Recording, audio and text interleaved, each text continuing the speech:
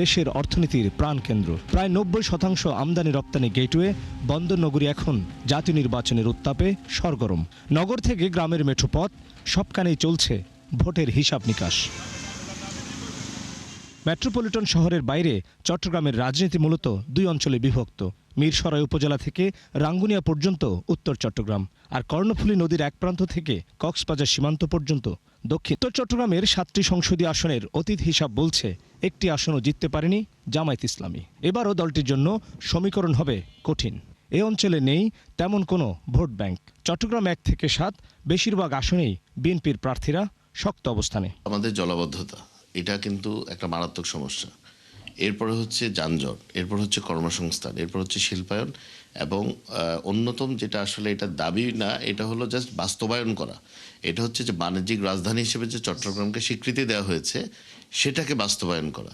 তা আমি মনে করি আমাদের নেতা জনাব তারেক রহমান এই ব্যাপারে খুবই উনি আগ্রহী এইগুলো বাস্তবায়ন করার ব্যাপারে, এবং উনি অ্যাকচুয়ালি চান চট্টগ্রাম কমার্শিয়াল ক্যাপিটাল হিসেবে এস্টাবলিশড হোক। চট্টগ্রাম 1-এ ধানের শীষের প্রার্থী নুরুল আমিন, 2-এ সারোয়ার আলমগীর এবং চট্টগ্রাম 3 আসনে মোস্তফা কামালের পক্ষে রয়েছে গণজোয়ার। চট্টগ্রাম 4-এ এবারও আসলাম চৌধুরীর পক্ষে যেতে পারে ভোটারদের রায়। চট্টগ্রাম 5 হাটহাজারীতে বিএনপির বিভাগীয় সহ সাংগঠনিক সম্পাদক মীর হেলালের জনপ্রিয়তা তুঙ্গে। নেতাকর্মীরাও কাজ করছেন ঐক্যবদ্ধভাবে। এখানে জামায়াতের উল্লেখযোগ্য ভোট ব্যাংক নেই। মানুষ কিন্তু ধানের শীষ ছাড়া কোনো অপশন চিন্তাও করছে না। আমাদের এখন উদ্দেশ্যই হচ্ছে আসলে ধানের শীষের পক্ষে প্রচারণার চেয়ে ভোট কেন্দ্রে আসার ব্যাপার উৎসাহিত করা, এবং আমরা যদি এটাতে সফল হই তাহলে এখানে বিরাট ব্যালট বিপ্লব হবে। এটা অভূতপূর্ব একটা নির্বাচন হবে বলে আমি মনে করি। চট্টগ্রাম 6 ও চট্টগ্রাম 7 আসনে শক্তিশালী অবস্থানে বিএনপির সাবেক সংসদ সদস্য গিয়াস কাদের চৌধুরী ও প্রয়াত বিএনপি নেতা সালাউদ্দিন কাদের চৌধুরীর ছেলে হুম্মাম কাদের চৌধুরী। পরিবারটির প্রতি সহানুভূতি রয়েছে সাধারণ ভোটারদের। জিত হার যেটাই ওটা সব নির্ধারণ হয় উপরে আসমানে, রব্বুল আলমিন এটা ঠিক করে দিবে। তবে পরিশ্রম করছি, আশা করছি যে তারেক রহমান সাহেবের হাত শক্তিশালী করতে পারবো। রাঙ্গুনিয়ার মানুষ তারেক রহমান সাহেবের হাত শক্তিশালী করবে। তবে মহানগরের 4 আসনের মধ্যে হাড্ডাহাড্ডি লড়াই হবে 2টিতে। চট্টগ্রাম 9 ও 10 আসনে জামায়াত প্রার্থীর সঙ্গে ব্যবধান কম হওয়ার আভাস রয়েছে। আসন 2টিতে বিএনপির হয়ে লড়ছেন আবু সুফিয়ান ও প্রয়াত বিএনপি নেতা আবদুল্লাহ নুমানের ছেলে সাইদ আল নুমান। তবে চট্টগ্রাম 8 ও 10 আসনে বরাবরই ভালো ফলাফল করবে বিএনপি। চট্টগ্রাম 11 আসনে লড়ছেন হেভিওয়েট নেতা দলটির স্থায়ী কমিটির সদস্য আমির খসরু মাহমুদ চৌধুরী।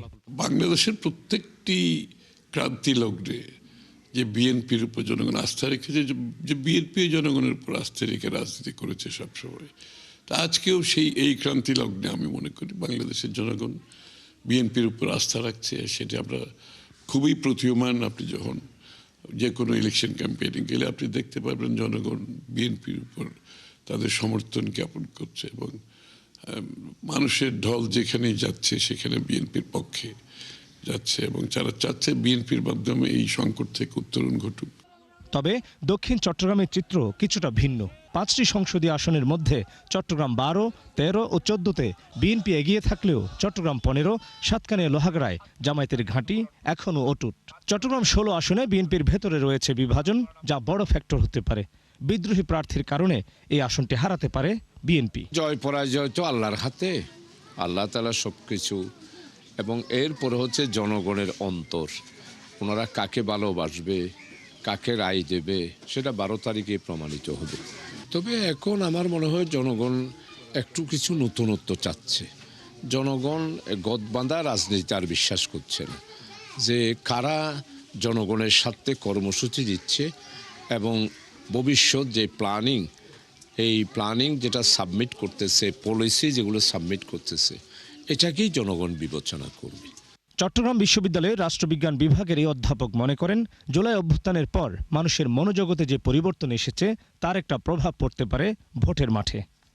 অতীতের মতো একদল মানুষ শুধু দল বা জনপ্রিয়তার স্রোতে ভেসে নির্বাচিত হয়ে যাবে, আমার ব্যক্তিগত পর্যবেক্ষণে সেটা মনে হয় না। দলের পাশাপাশি প্রার্থীর যোগ্যতা, তার গ্রহণযোগ্যতা, তার অতীতের ট্র্যাক রেকর্ড এবং তার সক্ষমতা সবকিছু বিবেচনা করেই মানুষ নীরবে নিভৃতে একটা ভোট বিপ্লব সামনের এই নির্বাচনে করতে পারবে।